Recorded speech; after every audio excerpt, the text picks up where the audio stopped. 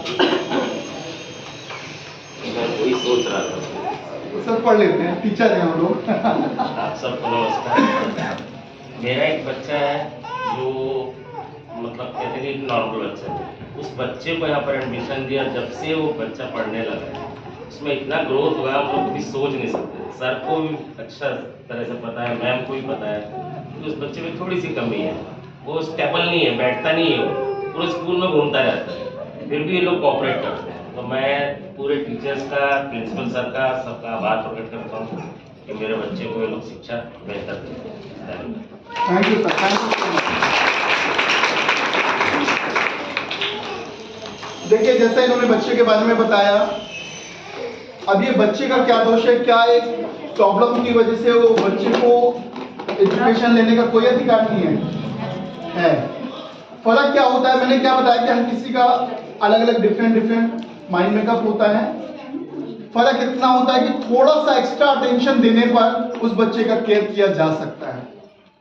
और बड़े स्कूलों में जो एजुकेशन सिस्टम होता है, यहाँ पे मैं किसी की बुराई नहीं करना चाहता, लेकिन एक ही चीज बताना चाहूंगा कि जो बड़े स्कूल होते हैं वो अकॉर्डिंग टू क्लास पढ़ाते हैं। समझिएगा एक बात को, अकॉर्डिंग टू क्लास में 50 बच्चे हैं, 80 बच्चे हैं, 100 बच्चे हैं।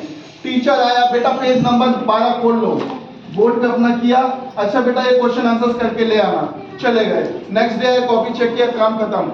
अब उस क्लास में 50 बच्चों की, 80 बच्चों की क्लास में जो कर रहा है तो ठीक है, नहीं कर रहा है तो ठीक है, उसके बाद जो नहीं कर रहा है एक नोटिस चला जाता है पेरेंट्स के पास कि आपका बच्चा पढ़ नहीं रहा है, इसको ट्यूशन लगवाइए, नहीं तो स्कूल से बाहर कर देंगे।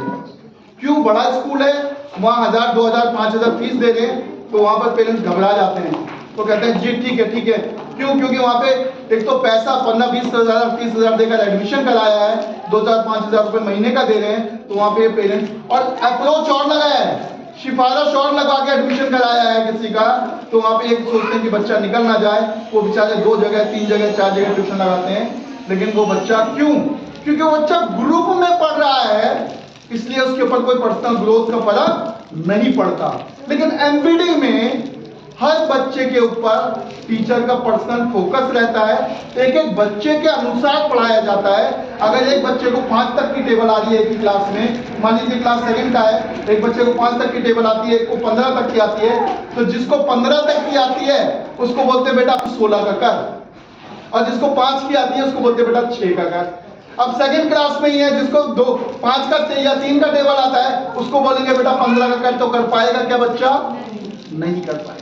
हमारे यहाँ की जो एमबीडी की आप लोगों के दुआ से, आप लोगों के सहयोग से जो तारीफ होती है, क्षेत्र में जो नाम जाता है कि एमबीडी पब्लिक स्कूल छोटा है लेकिन एजुकेशन सिस्टम इस एरिया में सबसे बढ़िया और बेस्ट एजुकेशन सिस्टम है। इसका सबसे बड़ा श्रेय मैं स्टाफ को देता हूँ, टीचर्स को देता हूँ कि इनको जो भी हम लोग गाइडलाइन देते हैं, मार्गदर्शन करते हैं, उनका ये पूरी तरीके से पालन करते हैं और बहुत मेहनत करते हैं सारे टीचर एक एक बच्चे के साथ। और मैं चाहूंगा इन टीचर्स के लिए एक बार क्लैपिंग,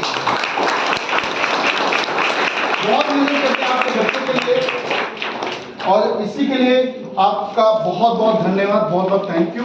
और एक ही निवेदन करूंगा कि जब भी मीटिंग में बुलाया जाए तो प्लीज आप लोग जरूर आइए, क्योंकि अगर टीचर आप लोग के बच्चों के लिए समय निकाल रहे हैं तो आपका कर्तव्य पहला है कि अपने बच्चों के लिए आप लोग समय निकाल सकें। हम लोग मान किसके लिए रहे भाई? नौकरी पे सुबह उठ के 6 बजे जाते हैं, माताएं 5 बजे 6 बजे उठ के उनके लिए खाना बनाती है, हस्बैंड के लिए कि वो ड्यूटी पे जाए, कमा के लेके आए। कमाते किसके लिए? बच्चों के लिए, बच्चों को काबिल बनाने के लिए। अगर आपके पास बच्चों के लिए, स्कूल के लिए टाइम नहीं है तो आपकी सारी मेहनत बेकार है, जाया है। कहते हैं कि अगर आपके पास पैसा नहीं है और आपने बच्चों को शिक्षित बना दिया ना, तो आपकी 2-3 पीढ़ी शांति से बिल्कुल सुकून से बैठ के खाएगी। हमारे यहाँ है ऐसे बहुत सारे एग्जाम्पल है, मैं आपको बता दूं। सिक्योरिटी गार्ड में पापा थे उसके, और उसके 2 बच्चे थे, मेरे पास ही पढ़ते थे।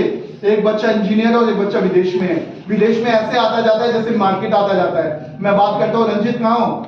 सर अभी यहाँ पे हूँ, बाहर हूँ, जिनेवा में हूँ, अभी यहाँ पे डेनमार्क में हूँ। फिर 4-5 दिन बाद करता हूँ, बेटा यहाँ पे हूँ सर, यहाँ पे हूँ, घर पे आ जाइए। अरे अभी तो तुम वहां थे।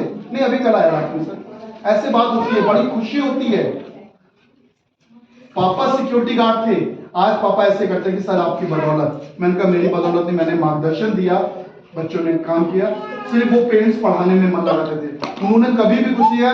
एक वर्ड मेरे को बोलते थे बस कि सर मैं जो भी कमाऊंगा ना मेरे बच्चों के लिए, मेरे बच्चों को काबिल बना दीजिए बस। और उनका जब भी मैं पढ़ाता था ना, उनको लिखता था उनकी कॉपी में, मेरे को उनकी सेंटेंस याद आती थी कि बच्चों को काबिल बनाना है।